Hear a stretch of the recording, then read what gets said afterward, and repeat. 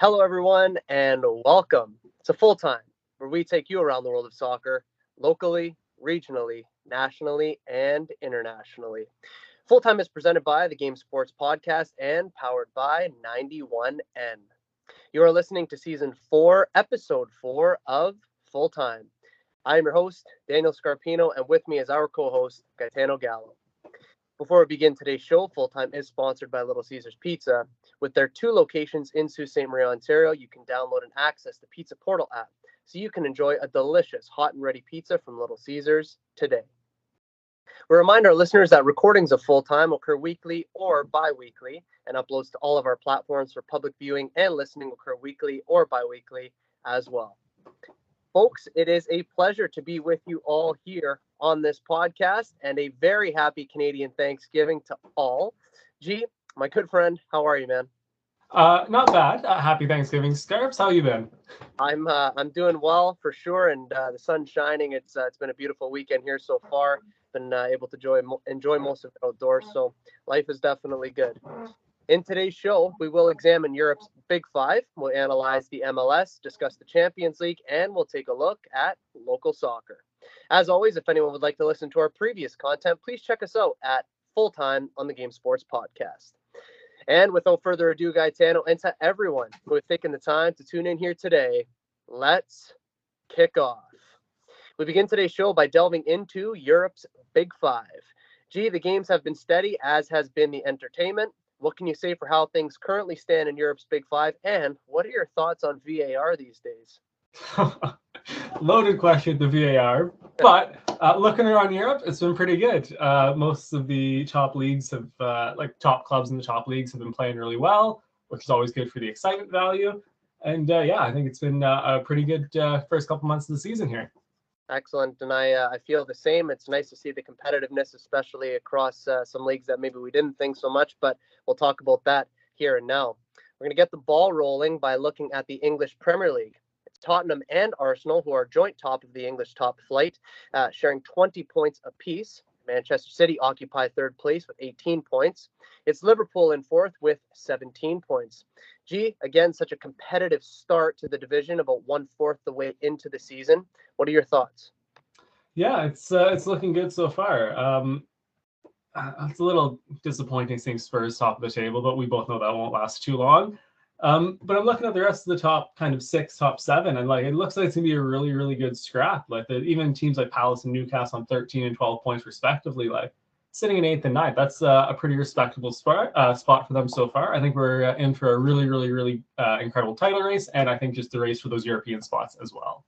Yeah, I agree with you, and we talked about it on our last show that the games that at one point in time were easy or even not so much easy, the ones that were boring, is really not that anymore. And we've been seeing it time and time again. We just saw it with United the other day. That last second winner, if you will, and some of the other results that have been popping up around the league. So really competitive, and I think the push for the title and those top 4 and even all the European spots for that matter, I think will be really competitive this season. And at the bottom of the table, it is Burnley, Bournemouth, and Sheffield United in the drop zone. Gee, Bournemouth and Sheffield United are still winless in the Premier League, the only 2 teams I might add who have yet to record a win. We both share the same thoughts on Burnley in that things will begin to start clicking sooner rather than later. But for Bournemouth and Sheffield, how bad do things look at this moment in time for them? Bournemouth it's surprising. They actually looked pretty solid last year. I thought they had a pretty good transfer window this summer, so I'm kind of surprised to see them, in the relegation zone at this point. Although I still think they do have enough to get out of there, and I think some worse teams will slide in there. Sheffield, on the other hand, they've just been struggling, Scarps. I don't know because nothing is clicking for them at all. And I just, like we said with Burnley, we know it's going to click at some point. The more the weeks go by with this Sheffield team, I don't think it's going to click for them at any point this year. I think they are in real trouble. I think so too, and they are. Indeed, actually, I have Bournemouth and Sheffield United going down this season. But in the case of Sheffield, I forget which game it was. I can't remember their opponent, but they lost or they drew, one of the two, and it was a bad VAR decision, which we talked about earlier. The implementation of VAR maybe not being what it should be, but after that, things have just seemed to really go downhill for them. That 8-0 thrashing that they had lost there, I believe it was against Newcastle, if I'm not mistaken. And then ever since then, it's just been bad for for Sheffield United, so I don't have much hope for them. And I'm a little bit different to you on Bournemouth. I'm not sure that it's going to be their season to get out of the drop zone, but we'll see. Maybe the likes of Wolves or Everton or some of the other sides will slip into there. Time will tell. Still very early. In Italy, Serie A, it's a battle of the Milan sides at the top of the table. By the way, AC Milan's game yesterday with Olivier Giroud going in goal to see absolutely nuts. Talking to my buddy who's a huge AC Milan fan, and never anything quite like that with both goalkeepers getting sent off, by the way. And right now it is AC Milan who hold first position with 21 points. Inter trail them by just 2 points as they sit on 19 points themselves. It's Juventus and Napoli that round out the top four. G City has gotten off to a great start, and how about the two Milan clubs who have been having the smoothest of starts, results-wise anyways? Your thoughts here? Yeah, it's looked like actually really good. Juve, surprisingly, are looking kind of good this season. I was not expecting that at all. I think it's a welcome surprise. Obviously, it's nice to see the best teams competing for the top spots. A little disappointed in a couple of teams like Roma and Lazio for kind of falling off so far. But other than that, I think this is probably going to be one of the best title races in Europe this year. I'm thinking that we're looking at one of the better title races there as well. And just to that point of Roma, there was a quote the other day from Mourinho. He was interviewed in one of his pressers, and they said, you've had a really poor start to the season. And he said, yeah, that might be so, but when has Roma ever played back-to-back European finals? Only until I got here. So again, that player might be injected into the squad. We'll see them challenging European places soon enough. La Liga in Spain has had a fascinating beginning as well. It's Real Madrid who are at the top with 24 points. Girona in second with 22 points. Barcelona have third place at this moment in time with Atletico Madrid in fourth. We expect the likes of the two Madrid sides plus Barcelona to usually be in and around the top four and, of course, challenging for the title season in, season out. But what a dream start it has been for Girona. What can you say here? Yes, it's funny. They're a city football group club, so they're my go-to team in Spain. So it's been really nice to see them get a really good head start on this season. I don't know if they have enough to keep up and maybe challenge for the league title. I hope they kind of stay in the European place. I think that would be great for them. They were relegated only a few years ago, so for them to be 10 games into the season competing top four is it's pretty phenomenal. Absolutely, and maybe you'd like to think that this could be another Leicester City story, but if not, at least it's a fantastic start and it adds some parity to La Liga. Out in Germany, the Bundesliga has entertained us to start the season. Leverkusen are top at this moment in time with 19 points. Stuttgart in second with 18 points. Bayern and Dortmund share 17 points apiece in third and fourth, respectively. Still early doors with what most believe will be an inevitable conclusion come the end of the season. But what can be said right now for the competitiveness to start this Bundesliga season? Yeah, it's been kind of shocking, and we talked about Harry Kane, how he should show up at Bayern Munich and they should destroy the league. Hasn't really turned out that way yet. Bayern with a couple of draws in their last few games, not the best results, but I still think that they're going to click, that the moment's going to come, and then it's going to be over. I think there's still going to be a great competition for the other three Champions League spots and the other European places, but I don't see this race holding out this much longer. Yeah, I mean, friend, it's one of those things too. You take a look at it, only 7 or 8 games having been played, still loads of time. So come a few months down the road, we'll probably be having a much different conversation. And in France's Ligue, Monaco stand tall at the top with 17 points. Nice is in second with 16 points. Brest in third with 15 points. And Reims in fourth with 13 points. A very similar outlook here in Ligue 1 from a competitiveness point of view. What can be said for what is happening on France's top flight right now? Yeah, I think I don't want to say teams are starting to get to PSG's level, but I think PSG's level's fallen a bit, and I think a lot of other clubs have kind of stepped up their level, and they've closed that gap. I still can't say I think PSG will win this league for sure. I think they could very easily lose it. I think this Monaco team is really good. That Nice team is very good. I also think Marseille and Lille can make a push, only being a couple points back from them. So yeah, I think this one's right up in the air. I definitely am excited to see how this one ends. I am also excited, and again, it's nice to see that there's many teams, not just a few teams, many teams challenging in these early stages against the likes of PSG. And the manager of PSG, by the way, the other day, and I'm paraphrasing just slightly, he basically said, just give us a bit of time, things are going to start to click, but I'm very confident of where we will be. So I'm sure PSG will start to get the ball rolling, so to speak. But the fact that there's so many teams challenging, it really is a beautiful thing from an outsider's perspective. And it's league play elsewhere, otherwise known as our own backyard. The MLS approaches crunch time with playoffs looming. G, how exciting are these times right now in Major League Soccer?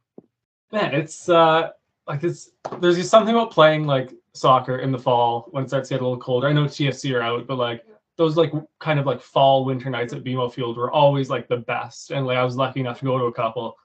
You could feel the atmosphere from home watching it. It's just the best time of year to be playing. It really is. And a couple of years ago, I share the same sentiments as you. I was down in Toronto, and it was in October. And, just getting to go watch a game, it was at a point in time when Toronto was also out of that playoff picture that you just spoke about. But just being there, the buzz around the stadium and just the buzz around the league, the likes of which the teams they play against or are battling for something, it's really fantastic. So, this time right now in the MLS, certainly exciting. And we're going to take a look right now specifically at the standings as well as the playoff put. In the East, it's Cincinnati who are cruising at the top and looking rather uncomfortable. The playoff push consisting of spots 8 through 13 are separated by just 3 points. Absolutely fascinating. Inter Miami have been eliminated from playoff contention. The likes of Messi and others joining maybe just a touch too late, but the playoff push for spots 7, 8 is absolutely breathtaking. What are you saying right here in the East? Yeah, this playoff race is nuts. Like we're not going to beat around bush. Like it's insane. It's almost 7-8 teams for 3 spots, 3 points between them. I'm not even going to try and bother trying to predict this because it's MLS. It's just going to be absolutely insane the entire time. But I will say I hope Montreal don't get in. yeah, I'll second that. But I think that you summarized it absolutely spot on in our last show when you said, and the show before that, incidentally, when you said that the things that happen in the MLS are pretty much unlike any other league, because the top teams in Europe and Europe's Big Five and these sorts of things, if you're a top team, you're typically going to hold it down.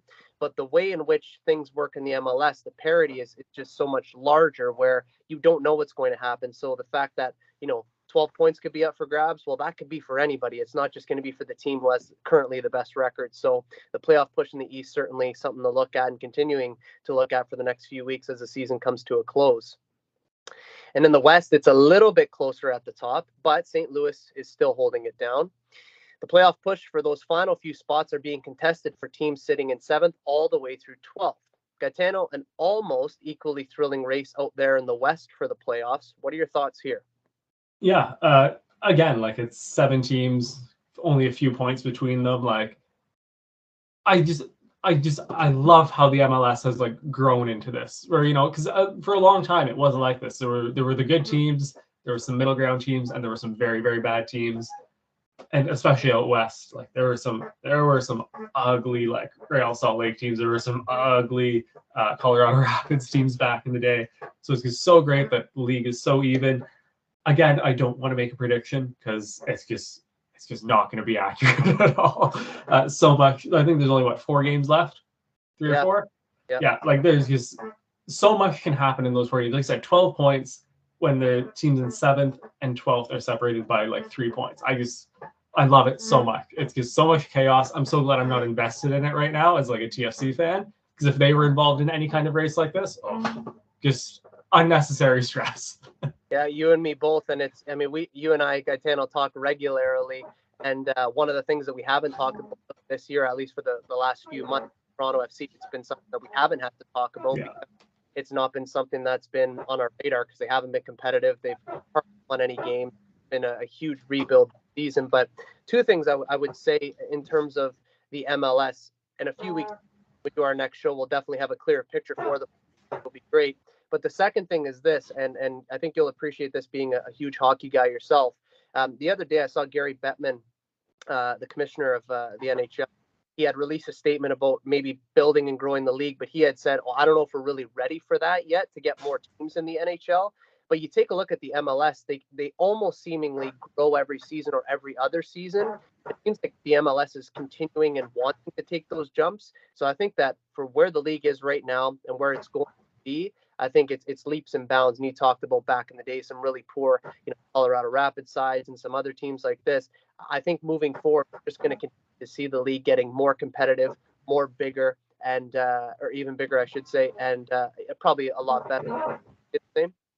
Yeah, and it's funny that you bring up Gary Bettman because me and Avery have ripped him on the Bitter Rivals podcast multiple times for not growing the league, for not expanding the league. The league has kind of, for lack of better terms, just plateaued right now. And I always say that MLS is going to catch it. MLS is going to catch the NHL. It's maybe not in Canada, but in the States, it definitely can. Obviously, the big markets are going to be the big markets: the New York's, Boston, Detroit. Like that's never going to change. But in like kind of the middle ground markets, like I fully believe that if the NHL doesn't, expand and grow and become more, try to be more popular in those places, that the MLS will absolutely overtake it and become, more popular than the NHL. And like, it wouldn't surprise me at all, especially the trajectory MLS has been on for years, even before Messi and all of his friends showed up. Like, yeah, I definitely think it's great for the league, and they should be always pushing that boundary and pushing. And MLS isn't considered a top North American league. It very soon should be. I've been an advocate for it for years, but like the trajectory they're on, they will be one of the top leagues in this continent in a few years, definitely. And it just goes to show, even in North America, you can never sleep on the beautiful game. This is Daniel Scarpino and Gitano Gallo, and you are listening to Full Time on the Game Sports Podcast. A reminder that Full Time is sponsored by Little Caesars Pizza.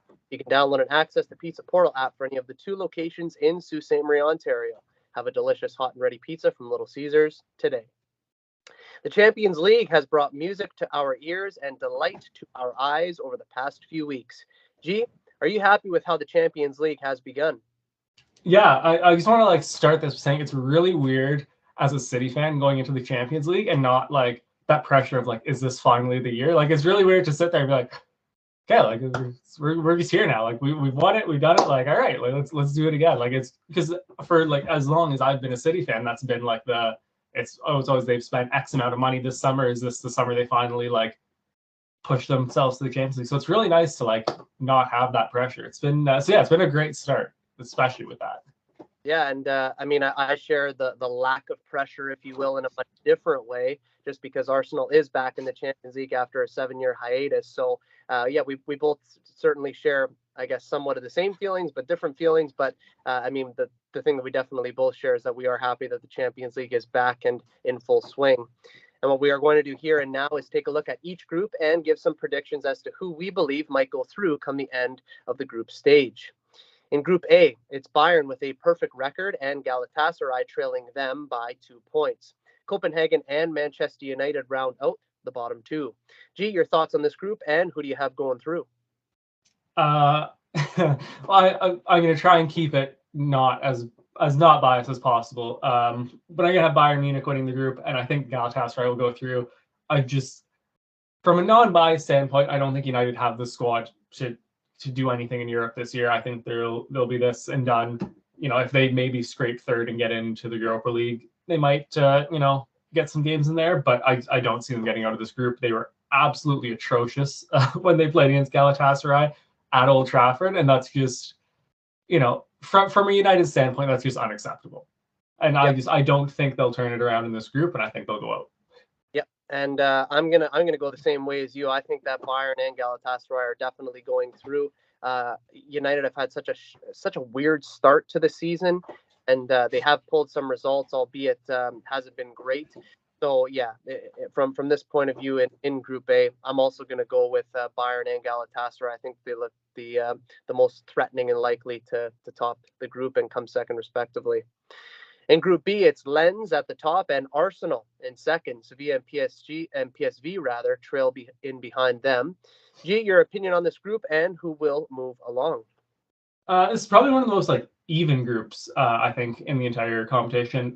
No like clear standout favorite to win it. I do think Arsenal will go through, but I could see them finishing first or second. I also think Lens will sneak through. and Sevilla to finish third, go down to the Europa League and win it again. Yeah, well, that's. I'm also with you. I am going to say that Arsenal will top this group and Lens will come second, but we both share the same feeling in that both of those teams will go through either in spots 1 or 2. But yeah, Sevilla, probably a foregone conclusion that they'll win the Europa League again. In Group C, Real Madrid are unbeaten. Napoli and Braga share an equal record in second and third, respectively. Union Berlin is winless. Gitano, we expected Madrid to be doing this, particularly in this competition, but who might grab that second spot? I think this group's going to stay how it looks right now, with Napoli finishing in second. I think they're just a far superior team to Braga or Union Berlin. I don't think they should have any issues qualifying. Yep, and I don't foresee any issues either. I think it's pretty early. You get 6 games in the group stage, and to have only played 2, still lots of time. So I'm going to go the exact same as you, and I think that Real Madrid, of course, will finish at the top, and it'll be Napoli in second. Group D sees Real Sociedad and Inter Milan splitting the honors with 4 points each at this moment in time. RB Salzburg trail by just a single point. Benfica is in last and are struggling to kickstart this competition. Gee, this seems like a pretty competitive group, at least to start things out. Your thoughts, and who are the 2 teams that you think will push through? I'm going to go with Inter, and I'm also going to go with Salzburg. I think Sociedad, especially losing David Silva to an injury, a career-ending injury, actually, I just don't think they'll have the push to make it all the way through here. And I think Salzburg are a good enough group to squeak themselves in there. Yeah, and I mean, it's a little bit boring, at least from a listening point of view and a viewer's perspective, but we're 4 for 4 here because I also have Milan and Salzburg going through. I think Real Sociedad, even if you take a look at their league form, I just don't think that they're going to have enough to be able to push themselves through in this competition, let alone La Liga. But yeah, I'm also going to go Milan and Salzburg. I think that there definitely is something to be had there for both of those sides. In Group B, it has a tight battle of Atletico and Lazio joint top on points, with Feyenoord trailing them by just a single point. Celtic are bottom. Gee, tough group, this one. What can you say for it, and who might go through? Yeah, this is, I think, Atletico for sure, I think, have the quality to go through. I don't doubt them at all. But the Lazio-Feyenoord matchup is super interesting, and I think, well, they actually play each other in their next 2 fixtures in the tournament. I think that's it obviously will decide it, but I think that's a huge thing. I'm gonna lean Feyenoord just on a hunch. And your hunch is the same as mine. That's 5 for 5. I think that Atletico, just from a defensive point of view, they are quite solid, and I don't see them conceding very much, which should push them through. And in second, I do have Feyenoord. They're actually and the only reason I really say that is because there has been some discontent at Lazio. There's been some rift in the club, and I think that this would be the competition that really, sort of pushes that over the edge, if you will, and causes that rift and that sort of discontent to just tighten all the more. So I'm going Atletico and Feyenoord myself. In Group F, it's Newcastle living the European dream atop of their group. PSG are second, Milan third, and Dortmund fourth. Gitano, so much quality in this group and so tough to call. What are your thoughts here? Could we just start by saying Newcastle absolutely demolished PSG at St. James Park? Wild. Like, if you would have said to me before that game that was going to happen, I would have told you were on all the drugs. Like, look, there's no disrespect to Newcastle, but PSG is, a perennial contender for this tournament. One of the best squads in Europe, always have been. Like, I know they spend the most money, but like, and it wasn't that the fact that Newcastle beat them, it was like the way that they did it. Like, PSG was never in that game from like the first minute to the last. It was wild. Mbappe didn't have a sniff that game. Nothing. Which is, and like, that's a backline with like Fabian Schär and Dan Burn. Like, that's, and again, like, I'm not meaning to be disrespectful, but Kylian Mbappe is one of the 2 best players in the world, and Dan Burn and Fabian Schär kept him quiet all night. Like, that's just, it blows my mind. I think they're going to ride that high. I think they're going to get out of this group either in first or second. I couldn't tell you. I also think Milan is going to squeak through, and PSG and Dortmund are crashing out. That's you know what? It's not even. I mean, any call that you make with this group, because I mean, can't really say because it's not tournament football from an international point of view. There might not be a group of death, but this is probably the toughest group to call because, again, you have the likes of PSG, you have Milan, you have Newcastle, and you've got Dortmund. You've got four teams who, down the years, have been unreal. And I mean, if you wouldn't say the same for Newcastle, but Newcastle's a massive club in England. So it is tough to call. You're going to go Milan, Newcastle. I'm going to go Milan, PSG. I think that even with that stinker of a performance, I think PSG will find their way into second place. I think Milan will eventually top the group. I don't think Dortmund will do much of anything. But what I can see, for me personally, I could see Newcastle slipping into the Europa League and really doing some damage there. And that they do because I love that team under Eddie Howe. And you said it like months and months and months ago. European nights at St. James's Park going to be electric. And what happened the other night? An electric night at St. James's Park, and just absolutely fantastic. So you're going to go Milan, Newcastle. I'm going to go Milan, PSG, and that's where we have our first disagreement there. But I kind of hope that Newcastle actually goes through. I think that would be such a cool story. Hey, you know what? Even if they drop into the Europa League, I still think that would be phenomenal for them. Like that would be like so good for them as a club. Obviously the Champions League, the one they want to be in, but like if they went and won a Europa League, that would be massive for them. It would be. If you take a look at from where things were once the takeover happened to now, I mean, things have moved along just steady, and in some cases have shot right up. So, like you said, even a Europa League challenge or a Europa League title, an absolutely massive boost for that club since the takeover. And in Group G, it's Manchester City who are bossing it with a perfect record. RB Leipzig in second, and Young Boys and Cervenza Svedza, I hope I pronounced that correct, have a point. It's no better than I'm going to do, so don't worry. Gee, it is one thing I do know for certain is this pronunciation. It is your Manchester City, and they are not resting on their laurels in this competition. Who do you have coming out of this group with them? I think it's going to be Leipzig as well. It's going to look probably about the same, this group table by the end of it. Yeah, with City and Leipzig, Young Boys and the other team they just don't have enough. Unless like Leipzig absolutely collapses over the next 4 games, which I don't see happening, they should be comfortably through. Yep, and I'm going to go the exact same. I think City will top this group comfortably. I think Leipzig will claim second place, and Young Boys, I don't know. It's one of those things where I could see them dropping into the Europa League, maybe making some noise there, but I don't have them going through, not in this group anyhow. And finally, it is Group H, Barcelona, who are dominating in the early stages with a perfect record. And, by the way, no goals conceded. Porto and Shakhtar Donetsk are joint second with Antwerp at the bottom. Gee, your feelings on this group and who might come out of it? So I think Barcelona probably going to keep this run up to get out of the group, and they should top it comfortably. And then I'm going to go with Shakhtar Donetsk to finish second. On just kind of a vibe, I think them and Porto are very like similar clubs, similar stature. Even like their squads they're good squads, no like superstar players in either. So I think it's just kind of a flip of the coin, and I'm just going to go Shakhtar. Yeah, this might be the most boring segment in the history of football. One disagreement in 1, 2, 3, 4, 5, 6, 7, 8. But I'll take Porto. I'll take Porto. We gotta add some like spice to this. I'll take Porto. Yeah, I'm have to go Barcelona and Shakhtar. I just think Porto. I don't know what it is. I don't know.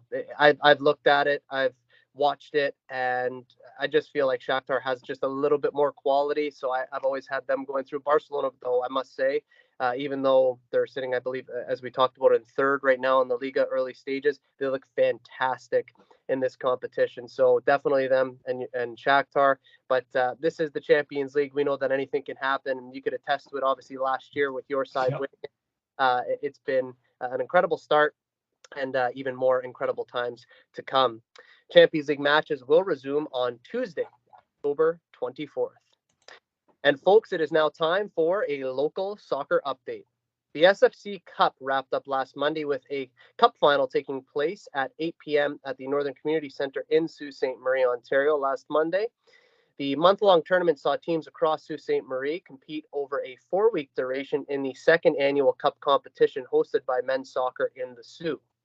I was very honored and privileged to be on the winning side for this tournament as Tassie FC won the second installment of this cup competition.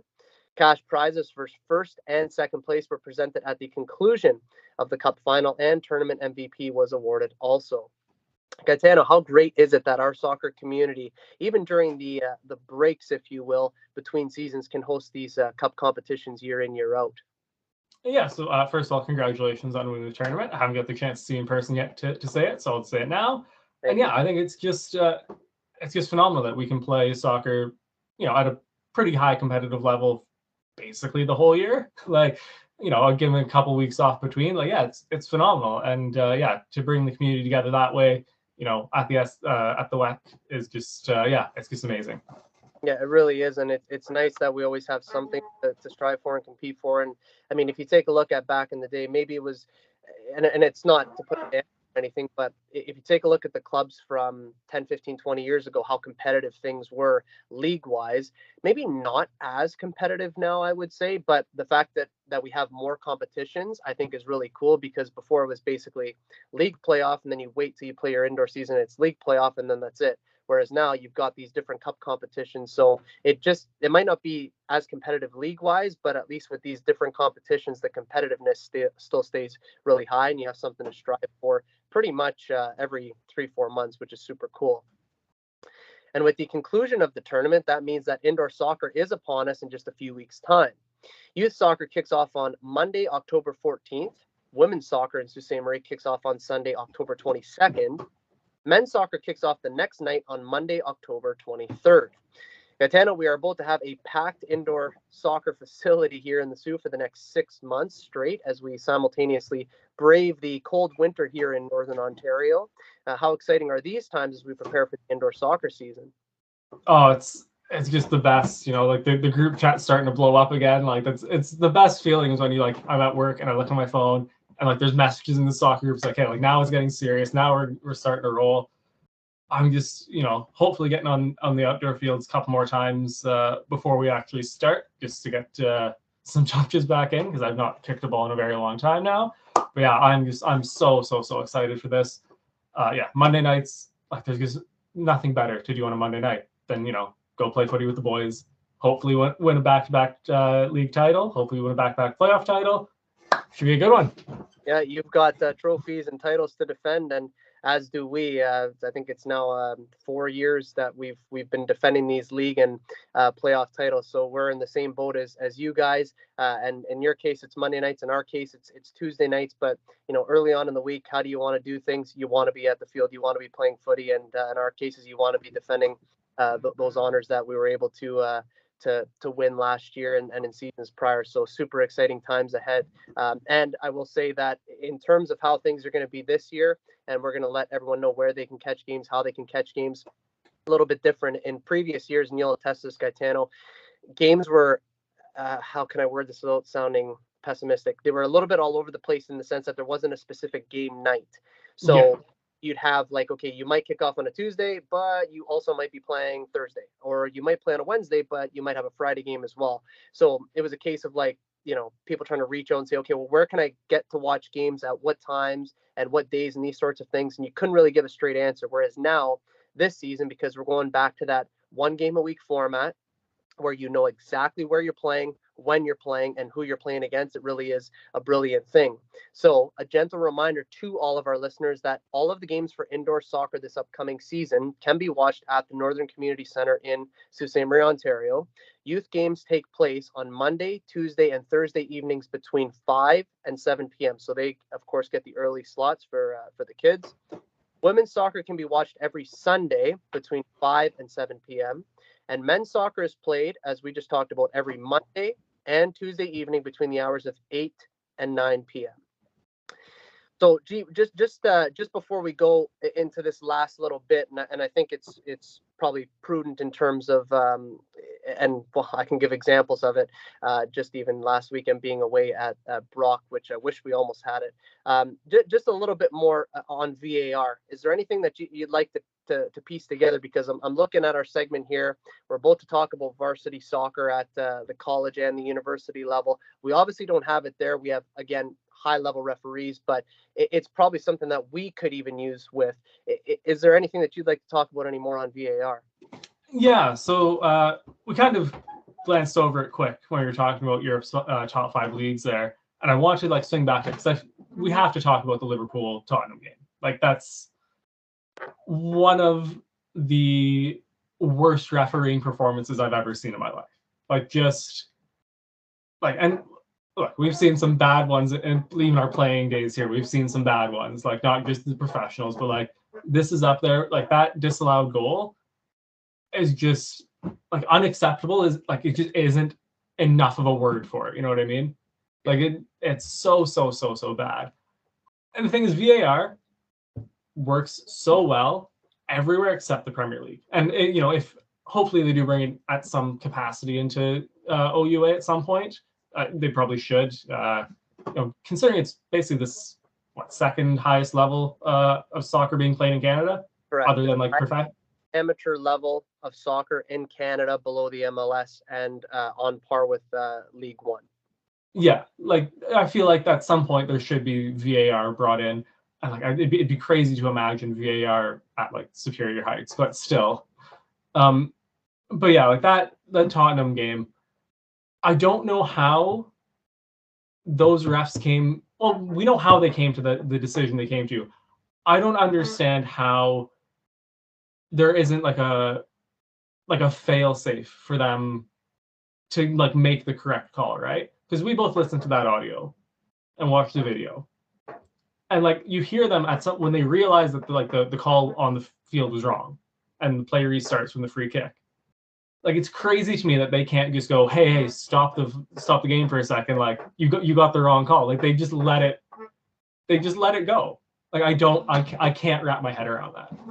No, me neither. And the second that you had texted me and you said you got to listen to this audio, I was at work at the time, and you know, as soon as I got the chance, I was able to listen into it, and I thought to myself, how incompetent as a crew of referees can you be, and how are these laws implemented to say that as soon as a decision is made, it's final? You can't just stop it a mere few seconds later to say, wait a second, pump the brakes, let's take a knee here. We need to go back and revisit this because we've said the wrong thing. We've got the wrong decision.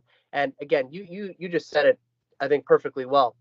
It's the implementation of VAR. You don't see the problems anywhere else across Europe or anywhere in the world for that matter, even at international level. So what exactly is the problem, you ask yourself, with VAR in the Premier League? Well, surely it's the people running it. Wouldn't you say the same?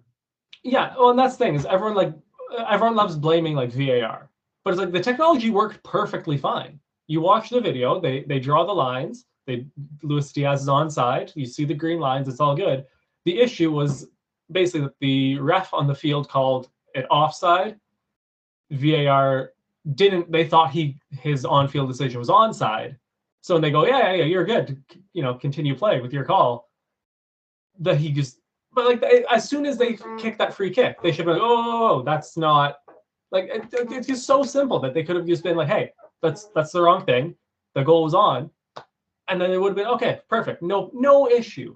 Like I don't understand how they're not allowed to do that, and then like. It blows my mind, and I'm so frustrated by it. Yeah, and you know what? It's a bad thing from a footballing perspective, but once it happens to your team, if you will, then it becomes a real problem, right? Because if that happened to Arsenal, I'd be losing my mind. We talked off air, obviously, on a few occasions. If that happened to City, you'd be losing it as well. But it is a case of, like, again, I go back to that incompetence of where, you know, oh, well, the play's restarted, can't do anything now. Oh, we can't do anything now. And it's like, oh, well, you know, our job's done. Well, no, you got something wrong. You had basically like two things to do all day and you didn't do them. So, you know, it really is embarrassing. And I really hope, for the sake of the sport and the league, of course, the English Premier League, I hope that they can get it sorted, because I would say right now, at this moment in time, it's a mess, isn't it? Yeah, and just like speaking of embarrassing, and I know he's frustrated and I understand where he's coming from, but Klopp asking for the game to be replayed is a joke. Yeah, I can't do that. Like if you want to open that can of worms, then, you know, City Wolves last week should have been replayed because Hwang Hee-chan should have been sent off and ended up scoring the winner. You know, I would like the Champions League final from 2021 replayed because there was a blatant foul in the box that never got called. You know, are we going to go back to like 06 World Cup quarterfinal, Germany-England, the Lampard goal? Yep. Like, do you want to go back to like 02 round of 16 when Italy were knocked out by South Korea in like super doggy circumstances? Do you want to like run back the Maradona hand of God? Like at what point do we like I understand his frustration, and yes, they got the wrong call, and it's affecting your league performance, your points total. I 100% get that, but like asking for games to be replayed is it's just not a good look. Like if they had come out and expressed their frustrations, you'd be like, fair enough, all good. But he just made himself look like an absolute clown on top of the clowns running VAR. Yeah, it's one of those things where it's like, for certain when you make that statement that that's not a possibility, because how far back do you in fact go to make sure things are rectified? It's just not possible. Human error is a part of it, but obviously it needs to be taken out of VAR because it's supposed to basically nullify human error. But the fact that it was a mere suggestion obviously was way out of order and should have never happened. And we know in football, games aren't going to be replayed. Games aren't going to be replayed unless if it's like dire circumstances. But a bad decision on behalf of a technological system and some incompetent people doesn't warrant a game to be replayed, as we know. As we say, always and only Liverpool. Locally at the varsity level, it would be nice, of course, to have VAR, as I myself have experienced a few things the past couple of weeks that it really would have helped. But nonetheless, it is Sioux College and Algoma University who are competing in the OCAA and OUA respectively. Gitano, the seasons are approaching their inevitable end. And as quick as these seasons come and go, how great has it been, G, to see the talent on display, not just locally. You have some top players here, especially now, but from some of the biggest soccer programs across the province and in some cases across the country. Yeah, it's like I used to take it for granted when like the really good like the Toronto area teams would come up and play, because it was like, oh, like whatever, it's just Algoma U playing, or it's just Sioux College playing. But like having been to a few of those games, like you realize like these kids are like so good. And it's just phenomenal that they're like playing in our backyard, playing against like our schools. Like it just blows my mind. And like our teams have actually had like pretty decent years too. I know like last summer was a little rough, or last season was a little rough for most of the teams, but it's nice to see the kind of turnaround where our teams are being more competitive. They're not getting blown out every single game, and obviously that's like I see that as steps in the right direction for all the programs, men and women, for both schools. Yeah, I'm with you on that too. You gotta crawl before you can walk, and I think the right steps definitely are now being taken, which is great to see. But I was even up at Spear Heights only for a short period yesterday, albeit I was up there, and I was watching some of the Seneca and Sioux College game. And you take a look at that Seneca team, and I remember when I played, because we played 2 years college. We played against D2, D3 teams from the States, and then we played against the OCAA teams provincially at OCAA level. And Seneca was not a good side when I played. We'd always pull results from them, draws, wins, things like this. Now, that team, I mean, you have to see it, just an unbelievable side. Every one of those guys in that team, absolute ballers. So it just goes to show how much and how big some of these programs have gotten across, again, not just the province, but across the country. And in some cases, some of these college teams, I will say the likes of Seneca, the likes of Georgia, and the likes of Humber, these teams could go into the OUA and be like a top 3, top 4 side, no problem. That's just how good it has been. And like you said, the fact that we have this essentially in our own backyard is so cool. And for me to be a part of it as well is really cool. So humbled and honored to be able to see that year in, year out. But this season, again, it's been a nice change. So shall we say, to have all of our teams be somewhat competitive, which is great. The final home game for Algoma University will be held on a Saturday, October 14th. This is seniors night, where all graduating student athletes will be honored before kickoff of each game. The women kick off at 1 p.m. and the men will kick off at 3:15 p.m. at Spear Heights Soccer Field against the Western Mustangs. Sioux College will finish their season on the road at Cambrian College in Sudbury on that Saturday, October 14th weekend as well. This is Daniel Scarpino and Gitano Gallo, and you're listening to Full Time on the Game Sports Podcast. A reminder that Full Time is sponsored by Little Caesars Pizza. You can download and access the Pizza Portal app for any of the 2 locations in Sault Ste. Marie, Ontario. Have a delicious hot and ready pizza from Little Caesars today. Ladies and gentlemen, that is Full Time. As we bring today's show to a close, we want to extend our deepest thanks to all of you for being with us here on this podcast. Your support is what keeps this show driving forward. G, another great one today. Thanks for everything, man. Yeah, no, thank you, Scarps, for having me. It is Thanksgiving Sunday, so yeah, thankful that I get to do this with you every couple weeks. Thankful that I finally saw City win a Champions League. Thankful that the Premier League is going, that the Champions League is on, that the season's going great. Yeah, just thankful for everything. So thank you, and I hope you have a wonderful day. And you too, brother. And we have lots to be thankful for, and constantly reminding myself of that. And every time that we get to record, it is just that a huge reminder of that. We got a lot to be thankful for. So absolutely fantastic. A reminder to our listeners that the next episode of Full Time will be recorded the week of November 13th, 2023. In that show, we will talk Europe's Big Five, the MLS, Champions League, and local soccer. As always, we will keep everyone in the loop with all the happenings in the world of football. For weekly content, make sure to hit like, follow, and subscribe to all platforms of both the Game Sports Podcast and 91N on YouTube, Spotify, Apple Music, Facebook, Instagram, Twitter, TikTok, and Podbean. For Gitano Gallo, my name is Daniel Scarpino, and thank you for tuning in to Full Time. We look forward to seeing you at kickoff next time, back here on the Game Sports Podcast and 91N. Happy Thanksgiving to all of our fellow Canadians. Best always.